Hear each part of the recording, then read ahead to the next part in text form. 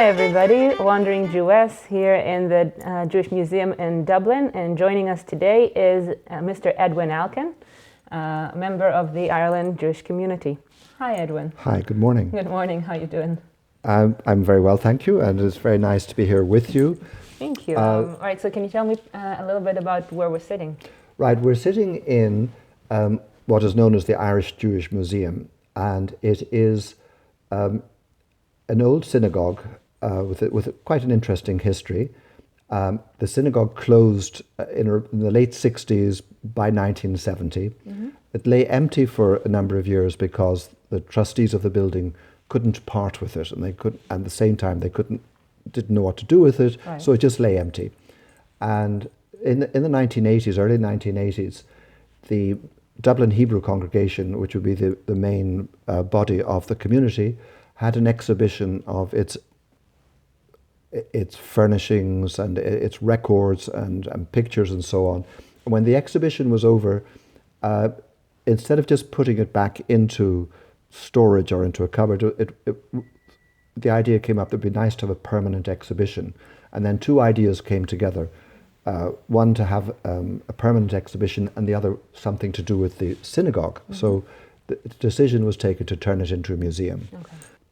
The Jewish community really it took off with the arrival of the Russian Jews from the 1880s, right. For about 20 years. Mm-hmm. And Ireland got a number of immigrants. They came into Cork, they came into Dublin, some went to Belfast and to other parts of the country. But what was happening was the Jews were leaving Russia, some came to Ireland.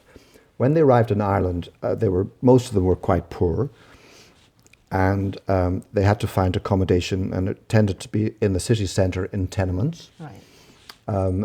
And around about that same time, the wife of the Lord Lieutenant of Ireland, Lady Aberdeen, who was given to doing good works wherever she was, she noticed how poor the housing was, and she started encouraging housing associations. Now, the government may have had some hand in this, but she made the running as far as I can make out.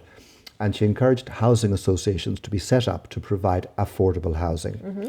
And as a result, the area which we're in, and for a large portion of it, many thousands of artisan dwellings and affordable housing mm-hmm. were built for the working people of Dublin.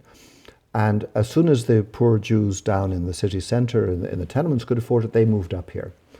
And when further Jewish immigrants arrived in the country, they were either relatives or friends of the people who were here, and they would come to this area, or else they would ask where are the Jews living, and they'd ask in Yiddish, of course.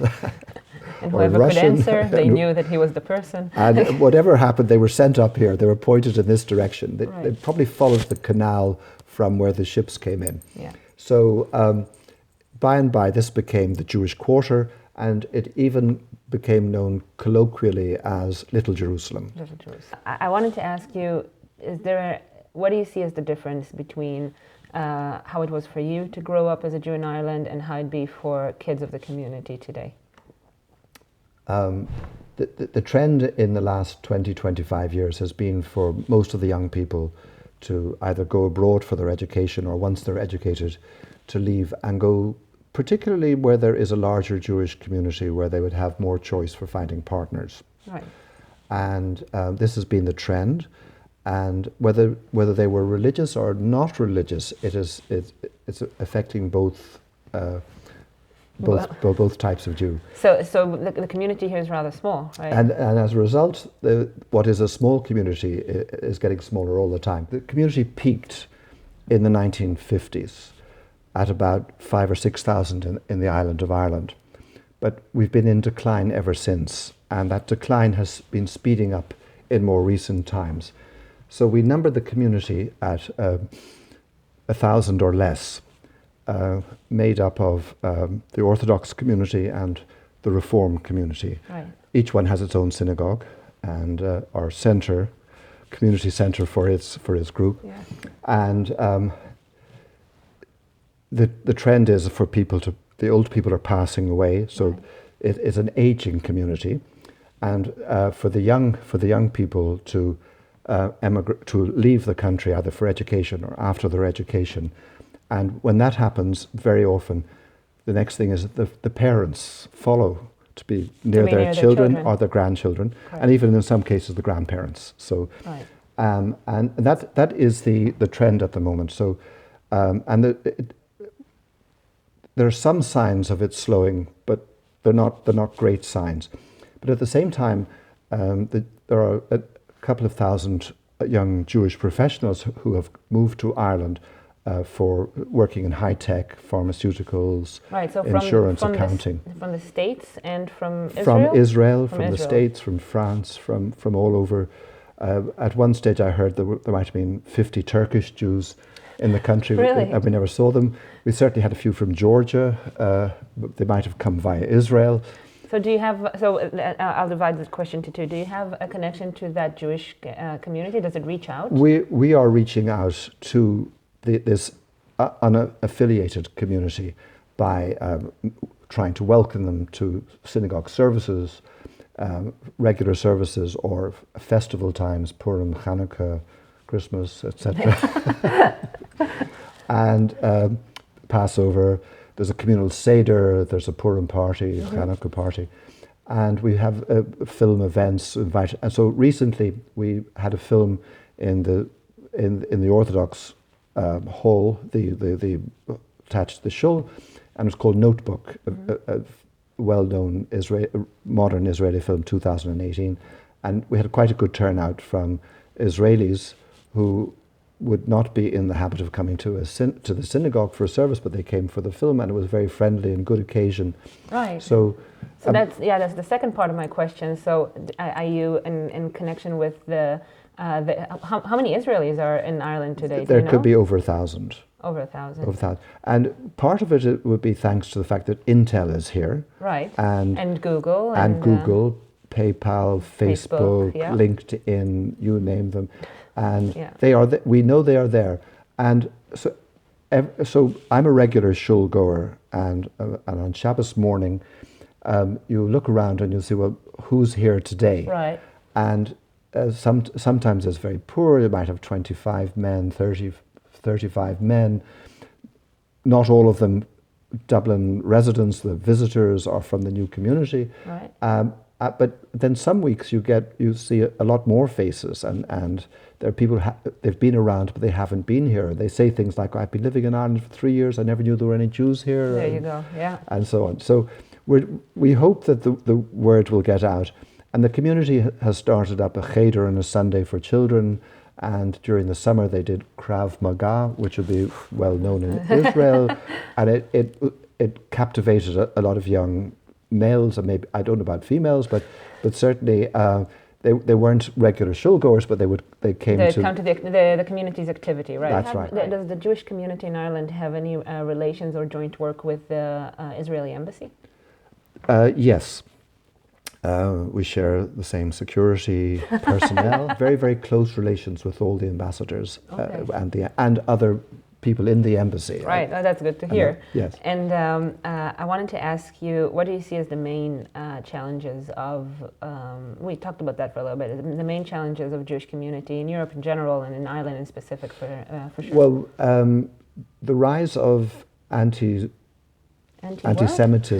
anti-Semitism, I think that's the word I was looking for, which takes many guises, but it always comes back down to the fact that the Jews are the ones that are bearing the brunt of it. So anti-Semitism manifests itself as anti-Israel, anti-Zionism. The narrative tends to be an alternative, adopting an alternative view of history, and being very close-minded to the fact that there might be two sides to a question, and which is something that is manifesting itself all over the world, and particularly in university campuses, and in a new dialogue that is emerging, which is one of intolerance and of anti-Zionism or anti-Israel, which